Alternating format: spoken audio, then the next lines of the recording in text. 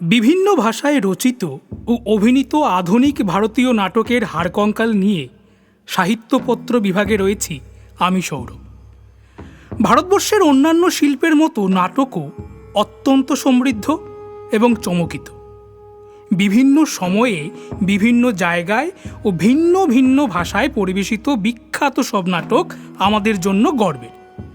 তাদের মধ্য দিয়েই আমরা একাধারে সেই সময়কে ধরতে পেরেছি, তেমনি জানতে পেরেছি তৎকালীন সামাজিক, রাজনৈতিক ও অর্থনৈতিক পরিস্থিতিকে। নাটকের মধ্য দিয়েই আজও সেই ভ্রমণ বিদ্যমান। গুণীজনেরা তাই বলেন, নাটক হচ্ছে সমাজের দর্পণ।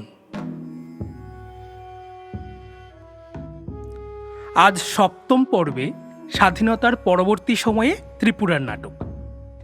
1947 সালে ভারতের স্বাধীনতা প্রাপ্তি হয়ে গেলেও ত্রিপুরা তখনও ছিল রাজন্য শাসিত।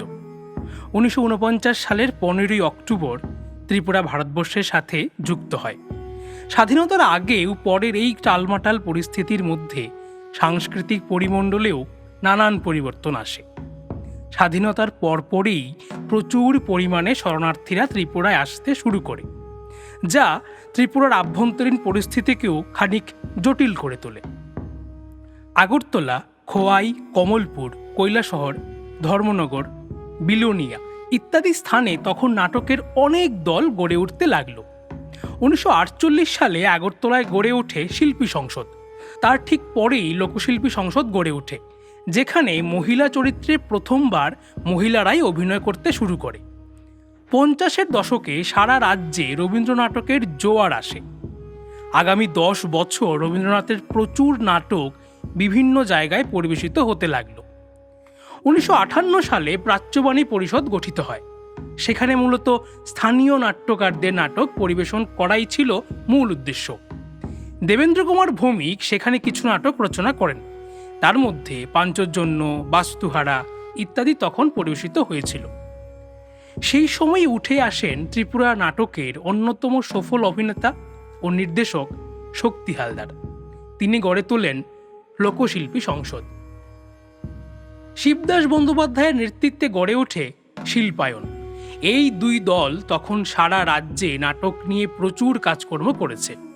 তাছাড়া এই 60-এর দশকেই নাট্যশিল্পী সংসদ, শিল্পশ্রী, ঘরুয়া, শিল্পী বাসর, পঞ্চপ্রদীপ, শিল্প সন্ধানী, কলাকার সংসদ, রবীন্দ্র পরিষদ, উত্তরায়ণ, কল্লোল গোষ্ঠী, কৃষ্টি গোষ্ঠী ইত্যাদি দল গড়ে উঠতে লাগলো এবং তারাও নাটক নিয়ে নানান পরীক্ষা নিরীক্ষা করতে লাগলো। 1956 সালে লোকশিল্পী সংসদ প্রথমবারের মতো টিকিটের মাধ্যমে নাটক পরিবেশন করতে লাগলো। এই সময়কালেই ত্রিপুরেশ মজুমদার চন্দ্রগুপ্ত, প্লাবন, ক্ষুধা, উল্কা, মহেশ, কালিন্দী, লাঙল, ডাকবাংলো, বিসর্জন, শাহজাহান ইত্যাদি নাটকের নির্দেশনা দিয়ে চমকে দিয়েছিলেন।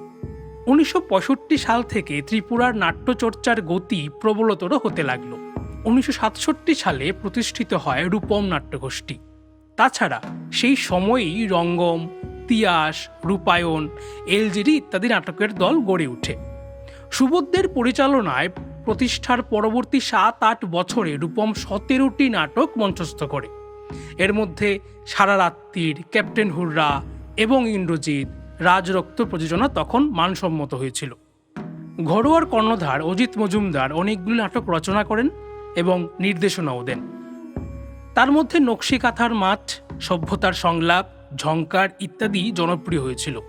এই সময়েই অগ্নি আচার্যও কিছু নাটক রচনা করেন। বামাপদ মুখোপাধ্যায় তখন নাটক লেখার দিকে মন দেন।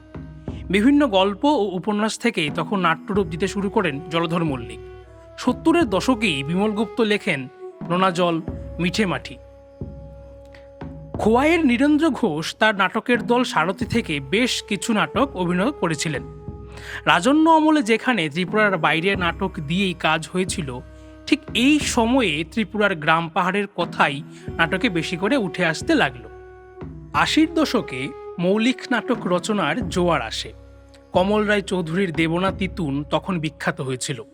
কৃষক আন্দোলনের প্রেক্ষাপটে রচিত এই নাটক তখন সারা রাজ্যে পরিবেশিত হয়েছিল। তাছাড়া ধর্মগোলা, সুমনের ভবিষ্যতও ছিল বিখ্যাত নাটক। এই সময় উঠে আসেন ত্রিপুরার আরেক বিখ্যাত নাট্যকার চন্দন সেনগুপ্ত। তিনি যুদ্ধবিরোধী প্রেক্ষাপটে লেখেন সাদা পায়রার জন্য, যা সেই সময় প্রচণ্ড জনপ্রিয় হয়েছিল। তাছাড়া প্রসঙ্গ অন্য পৃথিবী, সোনার হরিণ ইত্যাদি বিখ্যাত নাটকও রচনা করেছিলেন, যা পরিবেশিত হয়েছিল সারা রাজ্য জুড়ে। এই সময়ই রবীন্দ্র ভট্টাচার্যের জলবন্দী চালচিত্র নাটক জনপ্রিয় হয়েছিল। ধর্মনগরের রামকৃষ্ণ দেবনাথ তুলেমুলে বিনাশ, হুকুনেরও ছাউ, শোকসভা ইত্যাদি নাটক রচনা করেছিলেন। এই চর্চাকে গতি প্রদান করেন ধর্মনগরের আরেক বিখ্যাত নাট্যকার মতিলাল দে। তার অন্তর্জলি যাত্রা, অঙ্কুশ, সোহাগায় সোনা ইত্যাদি ভীষণ জনপ্রিয় এবং গুরুত্বপূর্ণ নাটক। 1988 সাল থেকে 1993 সাল পর্যন্ত ত্রিপুরার রাজনৈতিক অচলাবস্থাতে নাটকের গতি কমলেও বন্ধ হয়নি। সেই সময়েই খোয়াইয়ে কালচারাল ক্যাম্পেইন প্রতিষ্ঠিত হয়েছিল। 1993 সালে প্রতিষ্ঠিত হয়েছিল নাটকের দল নাট্যভূমি। তারাও বেশ কিছু নতুন প্রযোজনা নিয়ে আসে, তবে অচিরেই দলে ভাঙন ধরে এবং পার্থপ্রতিম আচার্য, মানবেন্দ্র রায়, চিন্ময় রুদ্রপালেরা দল ছেড়ে বেরিয়ে প্রতিষ্ঠা করেন নাট্যভূমি গ্রুপ থিয়েটার। 90-এর দশকে সারা রাজ্য জুড়ে নাটকের যে জোয়ার চলছিল তা পরবর্তী দশকগুলিতেও চালিত হয়। ত্রিপুরার নাটকেই ধীরে ধীরে নিজস্ব সংস্কৃতি, মানুষের সুখ দুঃখের কথা উঠে আসতে থাকে। রাজনৈতিক ও সামাজিক দিক দিয়ে নাটকগুলি মানুষের কাছে আরও বেশি গ্রহণযোগ্য হয়ে উঠতে লাগলো। তবে নানান প্রতিকূলতা এবং নাটককেই পেশা হিসাবে নেওয়ার সদিচ্ছা কম থাকায় তুলনামূলকভাবে প্রচার ও প্রসারে রয়েছে শ্লথ গতি।